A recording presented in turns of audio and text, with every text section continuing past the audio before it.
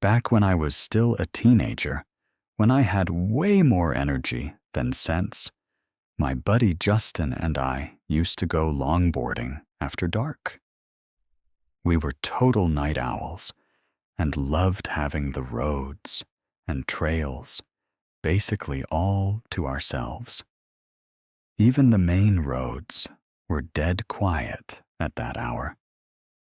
And because it was such a rural area, we'd hear or see any car coming from like half a mile away, just headlights cutting through the dark and the engine breaking the silence.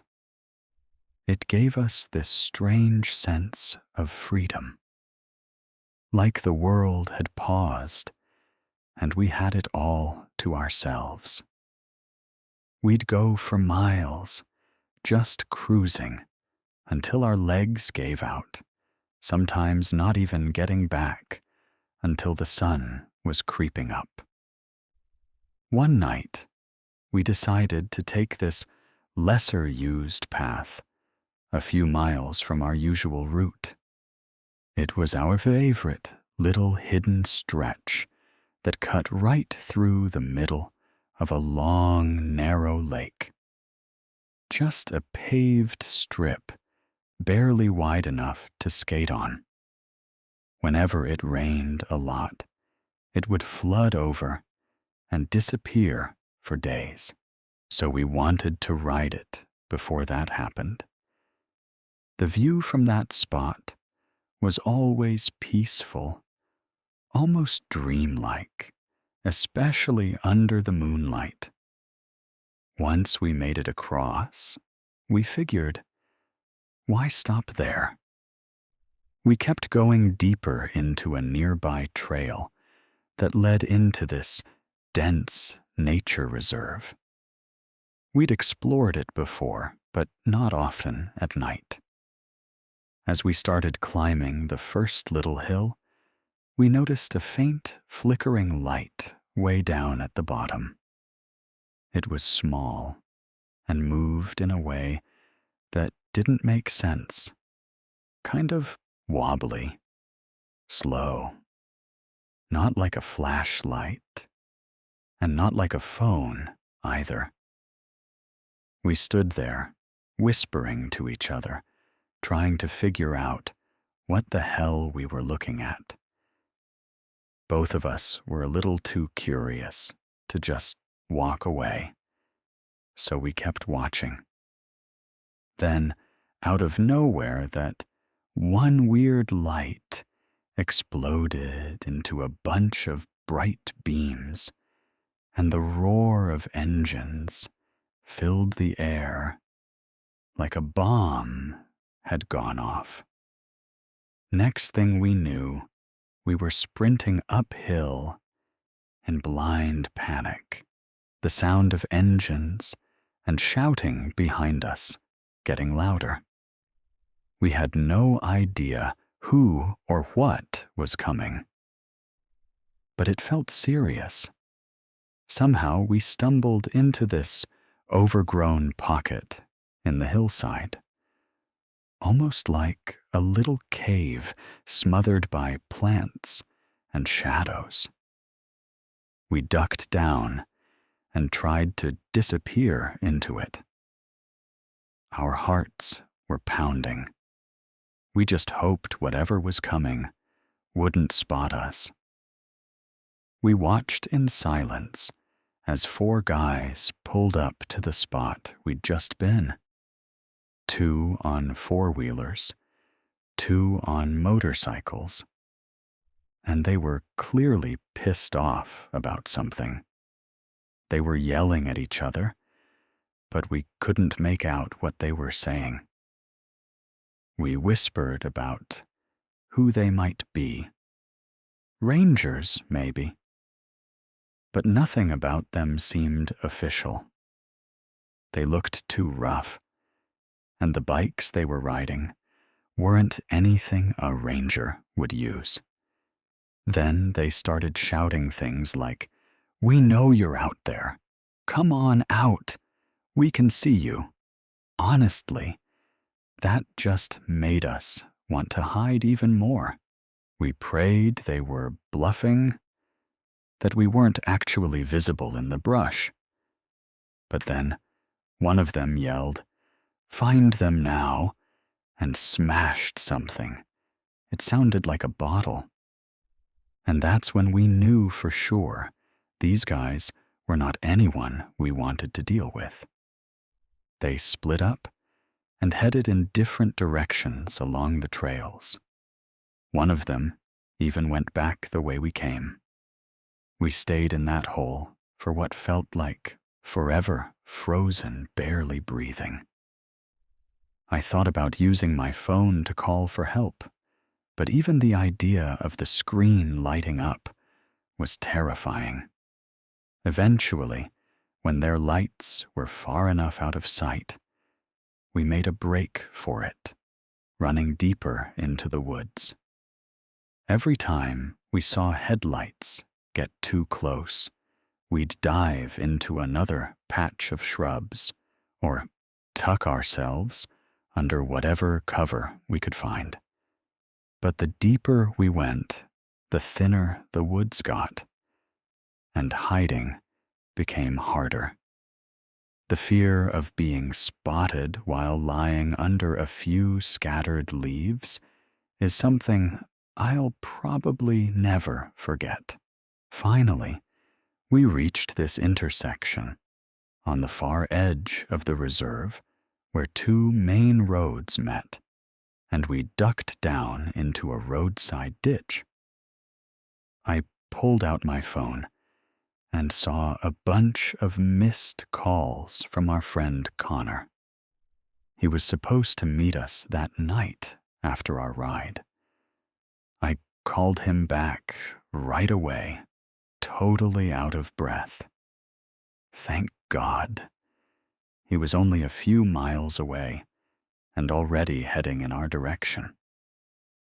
I told him exactly where we were and begged him to get there as fast as he could. Justin and I stayed low in that ditch until his car finally pulled up. We practically dove into the back seat, yelling at him to floor it. And he did. I don't think I've ever felt a deeper sense of relief than I did just sitting in that car, knowing we were finally safe. We told Connor the whole story, still shaking. In the end, we decided not to call the cops, mostly because we weren't even supposed to be in those trails that late at night. And we figured, whoever those guys were, they were probably long gone anyway. To this day, we still have no idea who those men were or what we stumbled into. Some people think we interrupted a drug deal or something shady like that.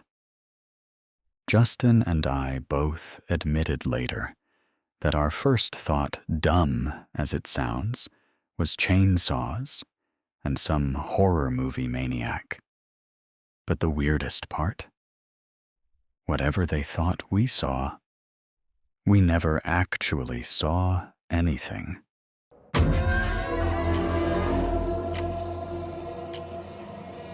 A while back, my friend and I got into this fitness kick and decided to try trail running together. We weren't just doing it to get in shape. It was also about exploring. Even though we live in a decent-sized city, there are some massive green spaces nearby. Once you're inside the forest, it's like the rest of the world disappears. The city noise fades out, and it becomes this quiet, almost eerie place where you could totally lose your sense of direction if you're not paying attention. That's part of what made it so exciting, though. There's this really cool trail system not far from us, kind of shaped like a giant bowl. You start by heading steeply downhill, then hit a mostly flat stretch that rolls a bit. Eventually, you come to a long wooden bridge over a mza filled with gnarled old trees. It looks like something straight out of a fantasy movie set. After that, the trail begins to climb again. At one point, you reach a fork where you can either keep climbing left or dip back down to the right into another valley before heading up once more. We had been running for maybe an hour when we reached the bridge, and naturally, we stopped to check out the bog. It had rained hard the day before, so the trail was a muddy mess, and we were soaked from the knees down. But that didn't stop us from snapping some pictures before pushing on. Eventually, we got to that fork I mentioned, the one with two options. Go up and out or down into the deeper part of the woods. Being us, we figured why not, and chose the downhill route. Honestly, it looked incredible. The way the trails zigzagged down was kind of surreal. And from where we stood, the forest ahead looked dense, shadowy, and just a little creepy. In the best way. While my friend was studying the trail map, I was staring off into the thicket ahead when something made me freeze. Without even thinking, I blurted out, "Stop!" I didn't really know why I said it, not right away. Something about the atmosphere just felt off, like we weren't supposed to keep going. I squinted at the trail ahead, scanning every bit of it, until my eyes landed on something that didn't belong. It was a pair of spotless white running shoes, which wouldn't have been all that weird if they weren't attached to legs, and if those legs weren't curled up on their side at the edge of the switchbacks. From where we were standing, I couldn't see the rest of the body clearly, just the shoes and part of the legs. Like someone was lying in a fetal position halfway down the trail. What made it creepier was how clean those shoes were. Everything around us was a muddy disaster, but those shoes looked like they had never touched a drop of dirt. That's when my brain kicked into overdrive. I'm the kind of person who connects random dots and spins up theories. Sometimes it's helpful, but in this moment, it just made me panic. Was this a passed-out jogger? A dead body? Someone pretending to be hurt to lure people in and rob them? Could it be some kind of dummy meant to freak people out? I went through every possible scenario in my head in about 3 seconds flat, and none of them made me feel good.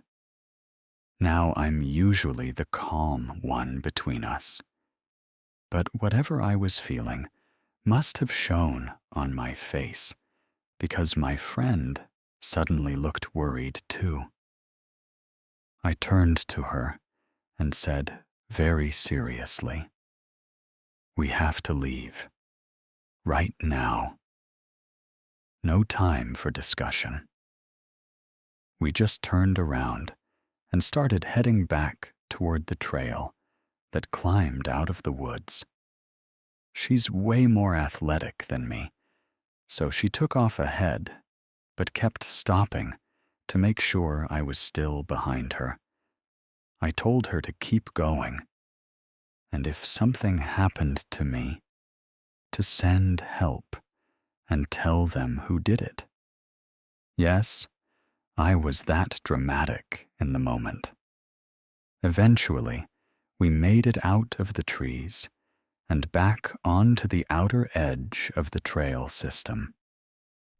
Now here's where we differ. She's the let's pretend it never happened type. And I'm the we have to tell someone person. So after a little back and forth, I called the non-emergency police line and explained what we saw, someone lying down halfway into the woods, and it didn't sit right with us.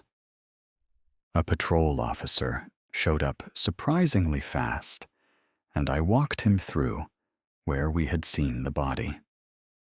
He just smiled, thanked me for the impromptu workout, and jogged off into the woods like it was a casual hike. About 15 minutes later, he came back. We were waiting there, tense, trying to read his face. He looked calm as ever and told us that yes, someone was there, alive, and very drunk. Apparently, this person had gotten wasted and somehow wandered deep into the trail system before deciding that was the perfect place to pass out. The officer said they were up and moving again, just slowly making their way back out of the forest. I nodded and thanked him. But the whole thing kept nagging at me afterward, because honestly, something about it didn't add up. Why were the shoes so clean in all that mud? How'd they get that far into the woods in that condition? Maybe I'm overthinking it. Maybe it really was just some hammered person taking a nap. But part of me still wonders if there was more to it. Maybe I'll never know for sure. And maybe that's for the best.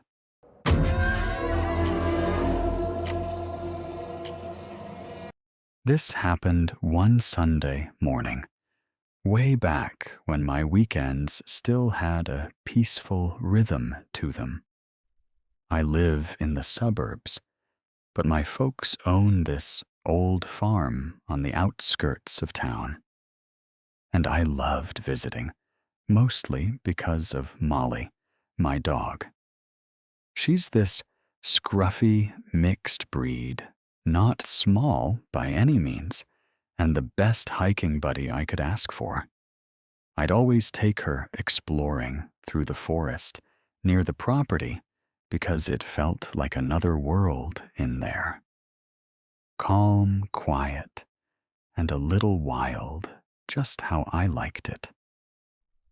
At the time, I had no reason not to feel completely safe with Molly by my side. That morning started like usual. My dad and I hopped in the car, cruised down to the farm, and the second we pulled up, I jumped out and gave Molly a big hug. Of course, my parents would scold me for it, said I'd end up stinking like dog for the rest of the day. But I never cared. I clipped on her leash and asked Dad if I could take her for a quick walk. He always assumed we'd just stick to the gravel road, but I had my own little tradition. Sneak off toward the woods, where everything felt more alert. I loved it out there. It was like stepping out of time. Once we hit the edge of the trees, I unclipped her leash and let her run free like always. She'd sniff around, and I'd usually just mess around. Sometimes I'd carve my initials into the bark of a tree. Other times I'd look for weird mushrooms or bugs. That day, I found a busted old table leg and started using it like a makeshift bat, tossing rocks and smacking them for fun. Things were totally normal until Molly started barking. And not the excited, I found a squirrel kind of bark. This was louder, sharper, like she was warning me about something. That caught me off guard, because normally she'd come running the second I called her name. But not this time. I called out to her, "Molly, come on, girl." Still nothing, just barking. So I gripped that broken table leg like it was a weapon and headed toward the noise, thinking maybe she'd cornered a raccoon or something. But then I stepped into a little clearing and saw something I still can't shake from my memory. There in the middle of the woods was this older guy, maybe mid to late 50s, shirtless, sweaty, holding a massive machete in one hand and what looked like a moonshine bottle in the other. He was just hacking at the dirt, like he was digging a hole with that blade. And he didn't seem to care at all that Molly was barking her head off at him. I just stood there, frozen, totally unsure what to do. My brain hadn't fully processed the danger yet, so I did something dumb. I asked Sir, "Are you okay?" He turned around to face me. And the first thing I noticed, besides the whole half-naked machete thing, were his eyes. Bright, icy blue, wide open, like he was either on something or had completely lost it. Then he said something that instantly made my skin crawl. "Come over here, kid. Check out what I found." I didn't want to make any sudden moves or set him off, so I took a few steps closer. But I stayed far enough back that I could bolt if I needed to. All I could see was a shallow hole in the dirt. Not much else. He kept digging, sipping from the bottle now and then, like it was just a casual afternoon activity.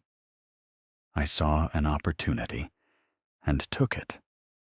I slowly called Molly over, grabbed her by the collar, and started backing away one step at a time. But I couldn't help myself. I turned around for one last look, and I swear, I wish I hadn't.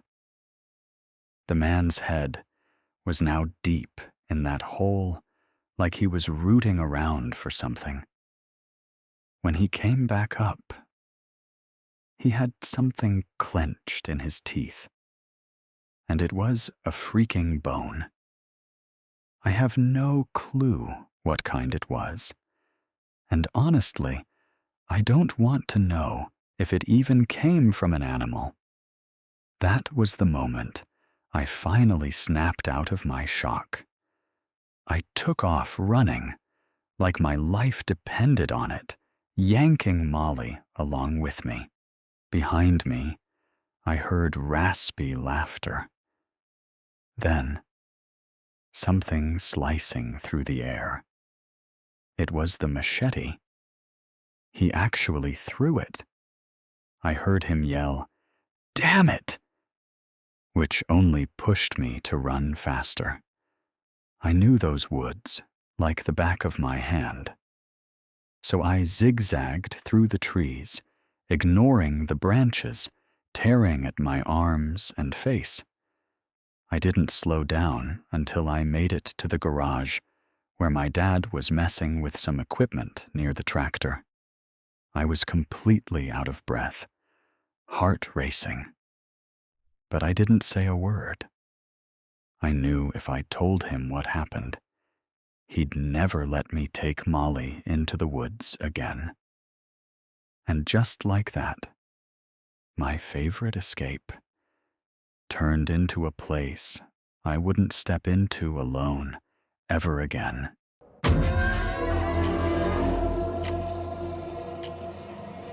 My dad used to be a logger, but not just any logger. He operated this massive. There's a machine called a tree saw. Basically, a mechanical beast that cuts down giant trees and slices them into whatever lengths are needed. It's the kind of job that means spending a lot of time deep in the forest, completely isolated. The way his crew worked was simple. They'd assign him a spot, and he'd get paid by how many trees he cut, not by the hour.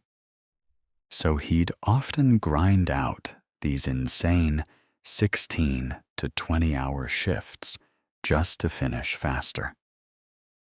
After he cleared the area, the rest of the crew would come in, tidy things up, and haul the logs out. Sometimes he worked alone, but about half the time he had a partner, another tree saw operator named Renee. When they worked together, they stayed in touch through their radios. That's important later. This one job they got sent to was way up in the mountains, so remote that it took 3 weeks just to clear the road to get in. No one was supposed to be up there except them. They had been working that site for about 10 days. Everything was moving along like normal, until the radio started acting strange. They began hearing weird, garbled voices. It wasn't static or feedback. It sounded like people talking, but super distorted, like you're halfway between stations on an old analog radio. What was even weirder, it didn't matter what channel they switched to. The voices followed them. It was creepy, but they brushed it off. As the days went on, and they pushed farther up the mountain, the voices started getting clearer. Still not full conversations, but enough to make out a few words here and there. And something definitely felt off. Then things got even stranger. They started finding random containers in the woods, leftover supplies, and items that made it very clear someone else had been out there. That was a huge red flag, because nobody should have been able to reach that location without heavy equipment and serious time. It was supposed to be completely off-grid. Realizing they weren't alone up there shook them, especially since they still had a full week left before the job was supposed to be done. They were only heading down the mountain occasionally to refuel the trucks or grab supplies. The rest of the time, they slept on site, in campers. Then, one day, Renee calls my dad on the radio. He found something. A tent, sitting out in the middle of the woods. They went to check it out, and inside they found a single sleeping bag, a half-eaten apple, and a duffel bag. Now this is where things went from weird to deeply disturbing. They unzipped the duffel bag, and inside were multiple pairs of children's underwear. There was rope, duct tape, and these sick hand-drawn sketches, along with photographs of kids who had no idea they were being watched. It felt like stumbling into evidence from a crime scene. And the apple. It was fresh. No mold. No signs of aging. Whoever had been there was still there, watching. Renee was ready to leave immediately. But my dad, being the stubborn work till it's done type, wanted to finish the job and get out on schedule. They agreed to keep the radios silent unless there was an emergency, hoping they'd catch more of the strange voices. And sure enough, now that they were deeper in the voices, were clearer than ever. They started hearing full conversations. Two men, talking about everyday stuff, collecting water, gathering wood for a fire. On the surface, it sounded normal. But these guys weren't supposed to be there. And after what they found in that tent, nothing felt innocent anymore. That evening, as the sun was going down, my dad heard the voices again. Only this time, one of them was talking about gathering brush nearby. That was it. My dad finally snapped. He grabbed the radio and said straight up, "Who are you? And what are you doing up here?" Instantly, the radio went dead. The voices never came back. Later that night, Renee woke my dad up in a panic. He whispered, "Someone's outside the camper." My dad listened, and sure enough, soft, deliberate footsteps in the dirt just outside. He reached for his gun, but it wasn't loaded. Worse, he had no idea where the bullets were. Renee didn't have anything either. Calling for help wasn't an option. They were too far out. Then, the door handle jiggled. The door creaked open. But since the camper sat a few feet off the ground, with no ladder or steps, no one climbed in. Instead, they heard something worse. This awful scratching sound right outside the door. It went on for 4 straight minutes. Neither of them moved a muscle. Finally, my dad gave Renee a nod, like, enough is enough. He quietly made his way toward the door. But the moment he reached it, someone slashed him across the face. A knife tore from his right eye to his left cheek. He fell out of the camper and hit the ground hard. Before he could react, a man was on top of him with a knife, and another was kicking him in the head from behind. Renee jumped out and tackled the guy with the blade, giving my dad a chance to get up. The second man ran off into the trees, and the guy with the knife scrambled away too. They both jumped into the truck and drove down the mountain as fast as they could. At the hospital, my dad got stitched up. They told the cops everything. But after that night, both he and Renee quit logging for good. A couple of weeks later, while the rest of the crew was finishing the job, one of the workers was found tied up, raped, murdered, and dumped in a ditch. No one was ever arrested. Now, my dad's right eye barely works. The pupils all messed up.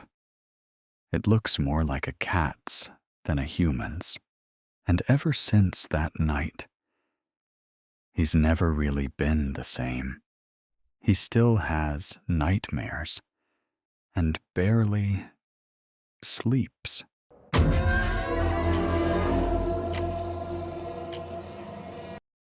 A few months ago, my friend and I were out hiking like we usually are. Nothing out of the ordinary. We live out in western Maryland, tucked into the mountains, and there's this familiar 8-mile loop we hit pretty often.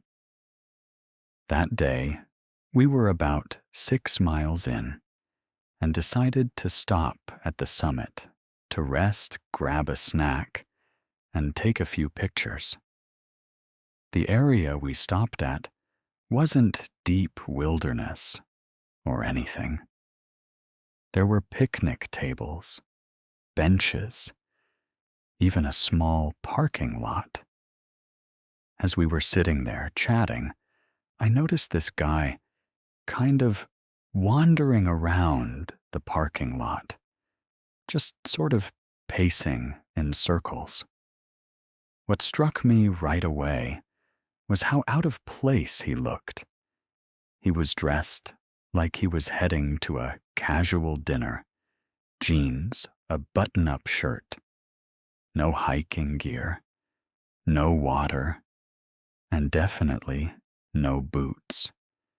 And he wasn't walking with any clear purpose, just shuffling along, head down, eyes locked on his feet. It was strange, but I didn't say anything at first. Eventually, we decided to start heading down the last stretch of the trail. That final part of the loop cuts downhill and hugs the side of the mountain. The path narrows there, so you pretty much have to walk single file, and visibility gets tricky. I was walking in front, just chatting with my friend, when I glanced back, and bam, there he was, that same guy, right behind her. And I mean way too close. No backpack, no jacket, no water, just that same blank stare. And those eyes, they gave me a really bad feeling. I didn't want to jump to conclusions, but the vibe was seriously off. So I did what I thought was the most casual thing. I told my friend I needed to stop and tie my shoe just an excuse to step off the trail and let him pass. Luckily, she picked up on it instantly and stopped with me.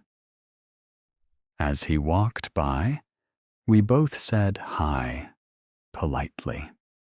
He didn't say a word, just stared.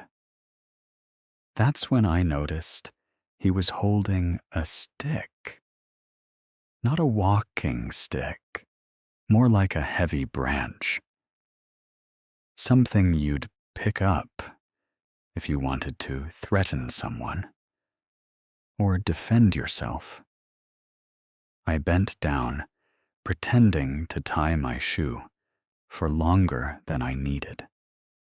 My friend subtly shifted to stand between us and him. He kept walking, and we waited a minute to give him some space.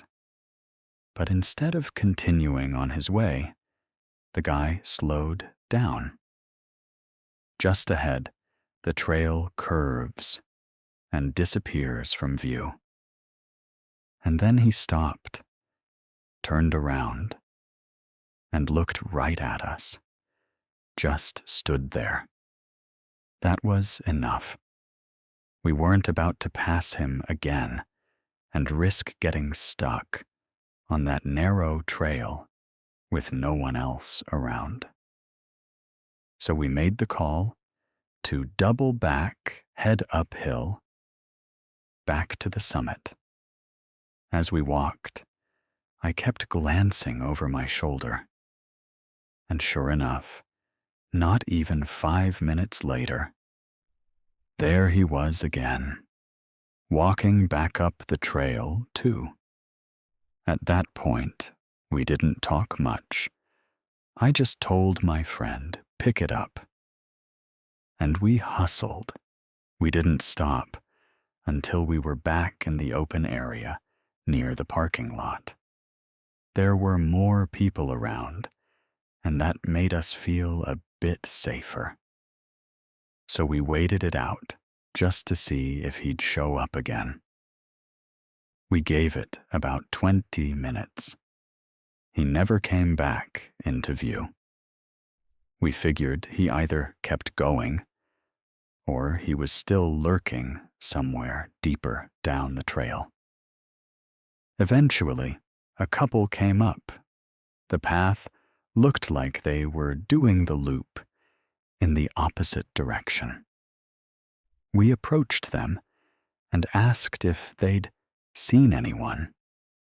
Maybe someone sitting or standing around. They kind of glanced at each other and said, yeah.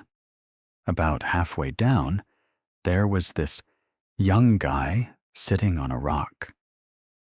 They described him. And, yep, same guy. We explained what happened, how off everything felt. That's when the husband said something that made my skin crawl. He goes, we should probably call a ranger. He wasn't just sitting there. He had a knife. And he was carving that stick. That was it. We didn't hesitate. We called the park rangers immediately. The couple was incredibly kind. They actually walked us the rest of the way to our car just to make sure we got there safely. They even gave us their phone numbers in case anything else happened. Later, the rangers went out to search the trail, but the guy was gone, vanished.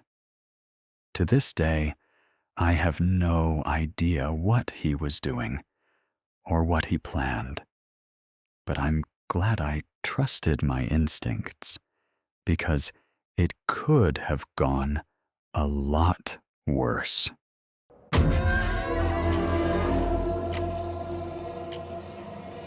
This happened way back in 2004 when I was just 16 years old.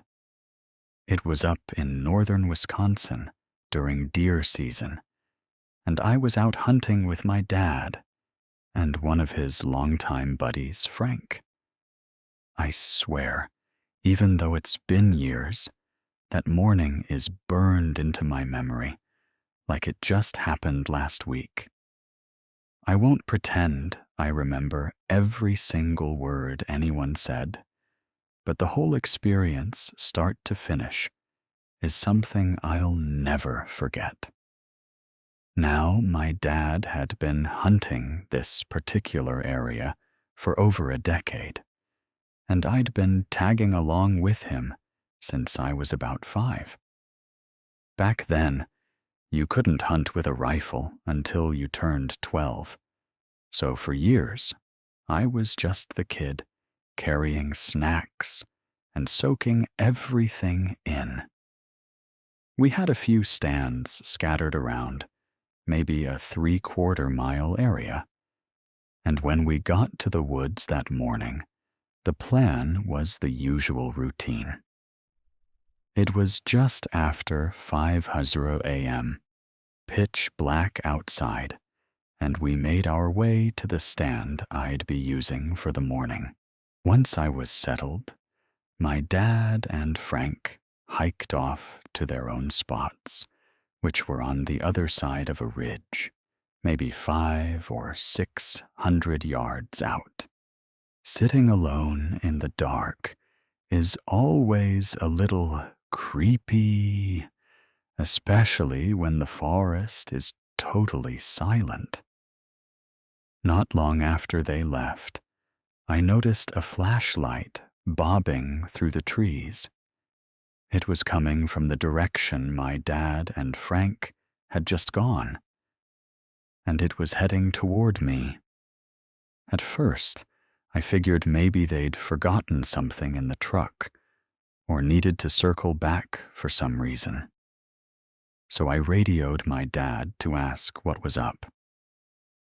He replied that he was already at his stand and Frank was on his way to his, which didn't make sense, because that meant whoever was walking toward me with the flashlight wasn't either of them.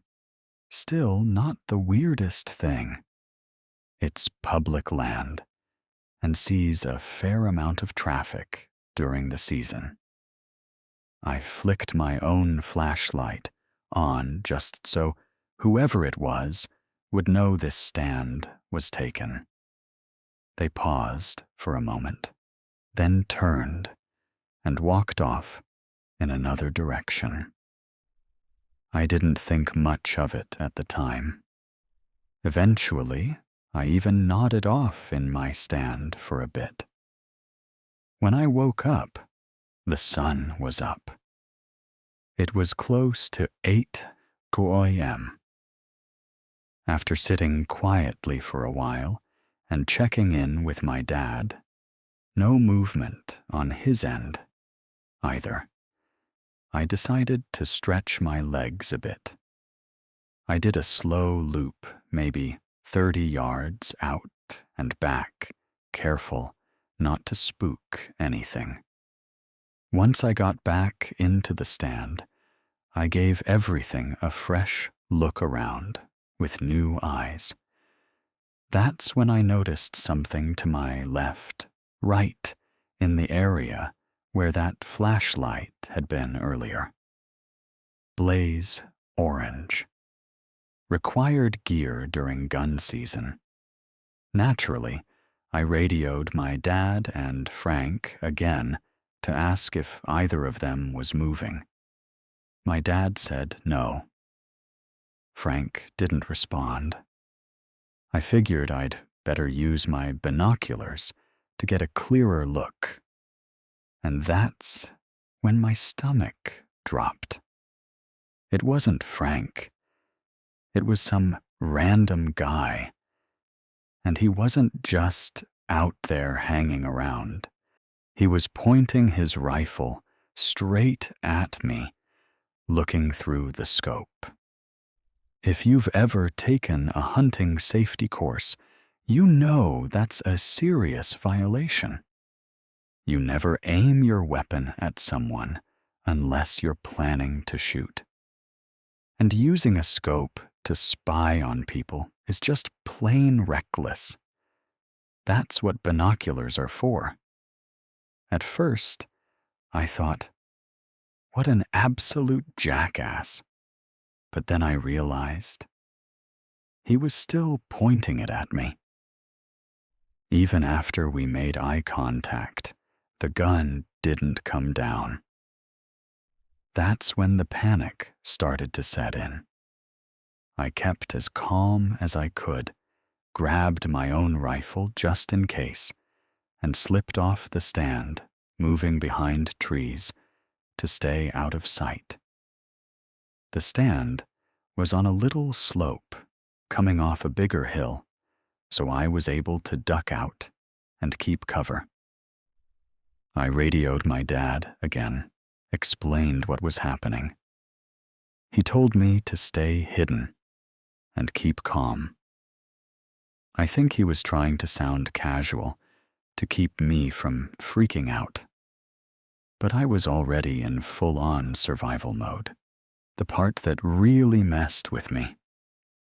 Every time I peeked out to check on the guy he had moved, he was never in the same place twice. I'd look, duck back down, then peek again, and he'd be 30 yards from where he was last time, still pointing that rifle in my direction. After about 10 minutes of this cat and mouse game, my dad came back on the radio. "You doing all right, bud?" At the time, I was annoyed. I thought he wasn't taking me seriously. But looking back, I know he was just trying to keep me steady. I told him the guy was still there, still moving around, still aiming at me. Dad said not to do anything, that he'd be nearby shortly and would figure it out. Then I heard a gunshot. My heart nearly stopped. I was frantically trying to reach my dad on the radio, thinking the worst. Did he just get shot? Did he have to shoot the guy? What the hell just happened? A couple of agonizing minutes passed. Finally, I heard his voice. "All right, come on out," and head toward my stand. When I peeked over the hill, I saw him standing there, waving at me. I made my way over to him, trying to piece together what had just gone down. Turns out, it wasn't what I feared. Frank, who had been quiet on the radio all morning, had gotten a little antsy and decided to wander. He ended up on the far side of the ridge.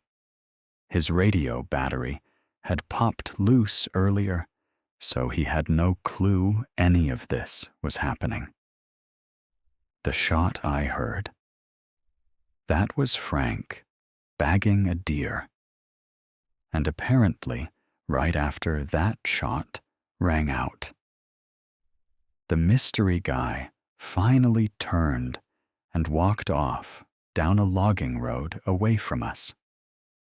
We helped Frank with his deer and decided that was enough excitement for one day. Packed it in early. I was rattled for sure. But the rest of the hunting trip went by without any other weird encounters. Still, I'll never forget the feeling of having a rifle pointed right at me and not knowing why.